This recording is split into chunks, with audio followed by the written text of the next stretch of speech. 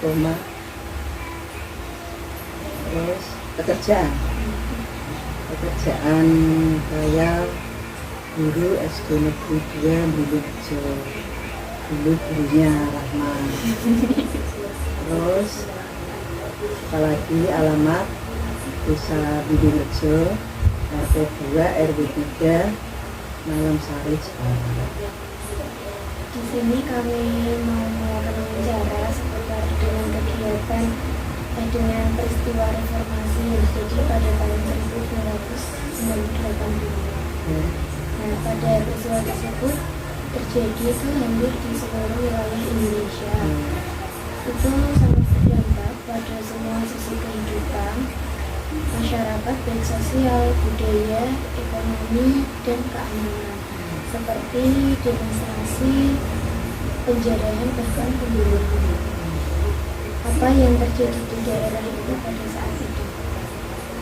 Kalau di sini di Bulurejo itu tidak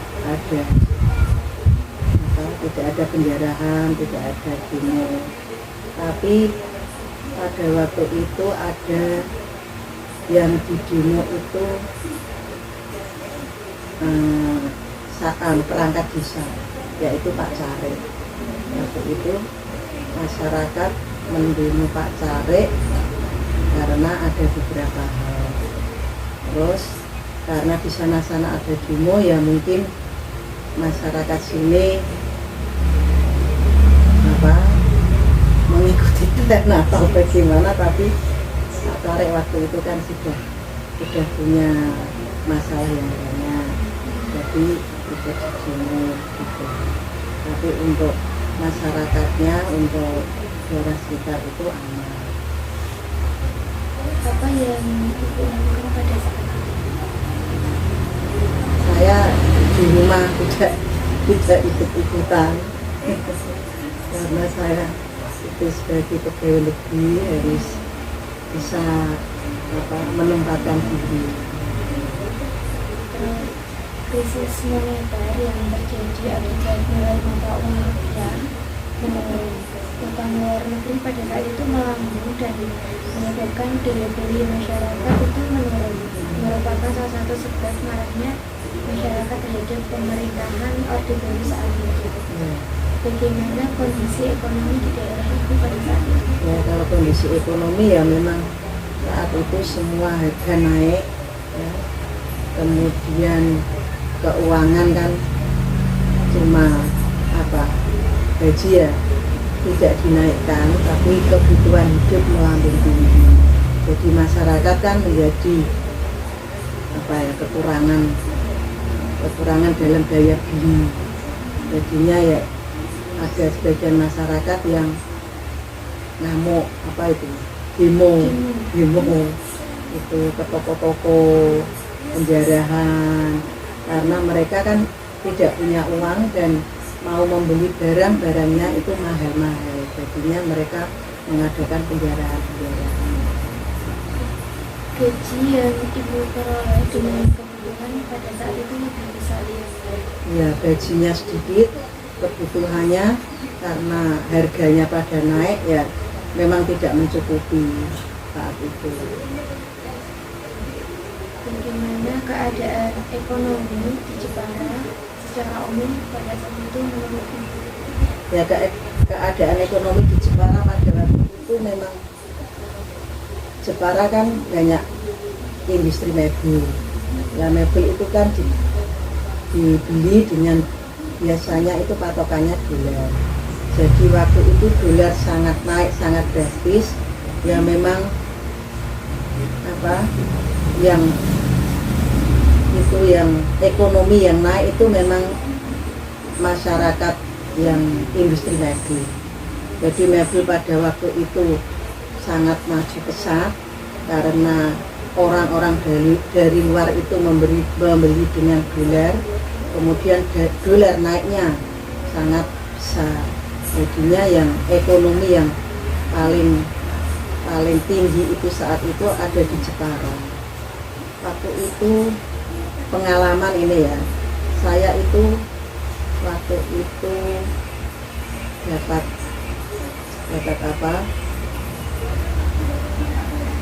waktu itu pegawai itu ada namanya ada rapel itu 1 bulan itu 15.000 satu orang.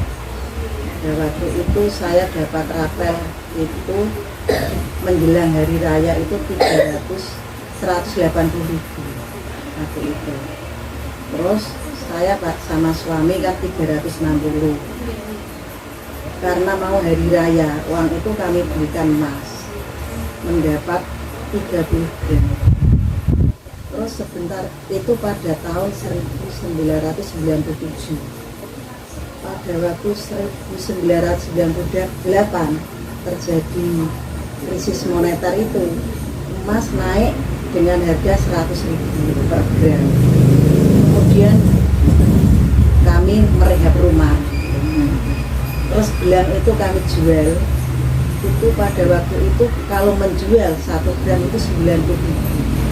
Jadi waktu itu emasnya kami beli dengan harga 360.000. Itu waktu dijual mendapat 2.700.000. Bisa untuk tambah merehab rumah. Itu pengalaman pribadi yang sampai sekarang sangat berkesan bagi saya, bagi hidup saya itu.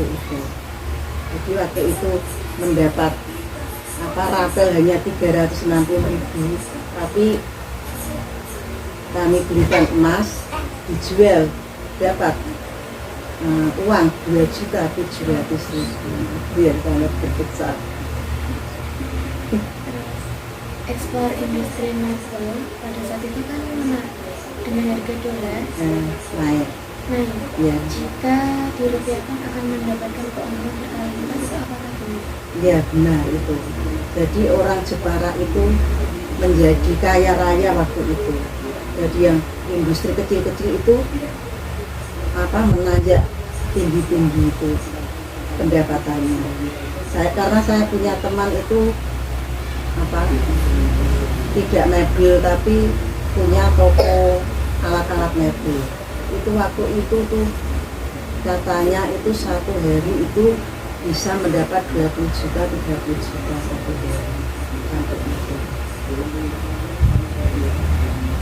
Peristiwa reformasi pada saat itu kan begitu banyaknya massa dari mahasiswa ataupun dari kalangan umum yang menuntut Presiden Soeharto untuk mundur dengan cara demonstrasi besar-besaran.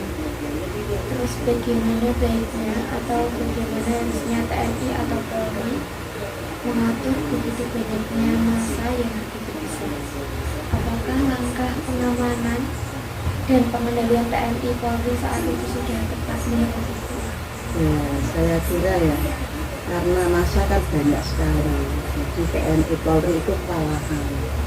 Tapi kok dulu kan ada mahasiswa yang ditembak, mahasiswa UI mungkin ada 4 apa 5 dulu sampai meninggal. Itu ya menurut saya bagaimana, saya nggak bisa komentar itu kan urusannya Polri. Menurut Ibu, siapakah yang bertanggung jawab terhadap kematian beberapa mahasiswa? Ya itu seharusnya Orde Baru, pemerintahan Orde Baru, karena pada waktu itu yang berkuasa kan Orde Baru.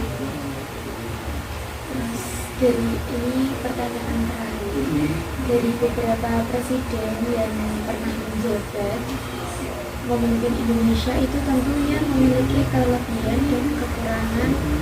Dan dari pengalaman atau cerita yang Ibu lalui, siapa presiden yang menurut Ibu itu terbaik dan apa alasannya? Kalau terbaik mungkin ya karena setiap presiden kan ada kekurangan dan kelebihan. Seperti Pak Harto itu, zaman Pak Harto itu kelebihannya itu semua sektor itu terorganisir. Maksudnya sektor pertanian itu harga pupuk sangat terjangkau oleh petani. Terus pada waktu itu kan Pak Harto mempunyai pokoknya setiap 5 tahun kan ada swasembada pangan. Jadi nanti pertanian itu bisa menjamin kehidupan rakyat Indonesia.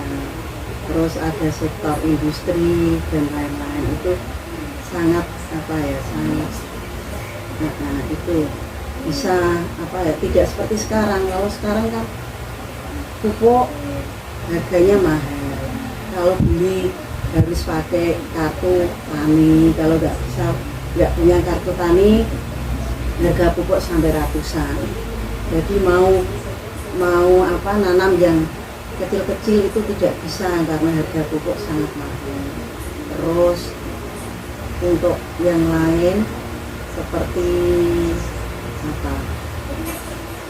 pokoknya Pak Harto itu setiap 5 tahun itu punya arahan sendiri-sendiri. Terus dulu kan setelah 30 tahun Indonesia akan tinggal landas, jadi semua itu harga pangan akan murah. Ternyata ya memang seperti bensin, BBM kan semua ada, mau beli berapa bisa. Tapi sekarang kan kadang itu antri di pom sampai panjang sekali. Terus sembako yuk antri, minyak antri, gas hilang sekarang itu. Kalau dulu kan tidak. Tapi tanpa Harto itu untuk gaji pegawai itu tidak dinaikkan. Jadi gaji pegawai pada waktu itu sangat rendah. Waktu itu ya pegawai itu disuruh mengencangkan ikat pinggang. Jadi disuruh prihatin terus. Tapi waktu pemerintahan Gus Dur itu gajinya naik. Tapi seterusnya sini itu masalah ekonomi, masalah harga-harga kan sering naik turun, tidak menentu, tidak ada aturan yang jelas.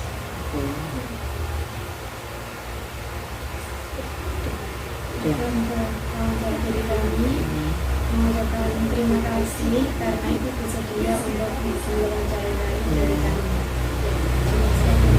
Mohon maaf apabila ada pertanyaan atau pertanyaan. Saya juga mohon maaf apabila ada kata-kata yang tidak pantas atau tidak berkenan di hati adik-adik. Saya minta maaf yang sebesarnya dan semoga adik-adik semua sukses ke depannya.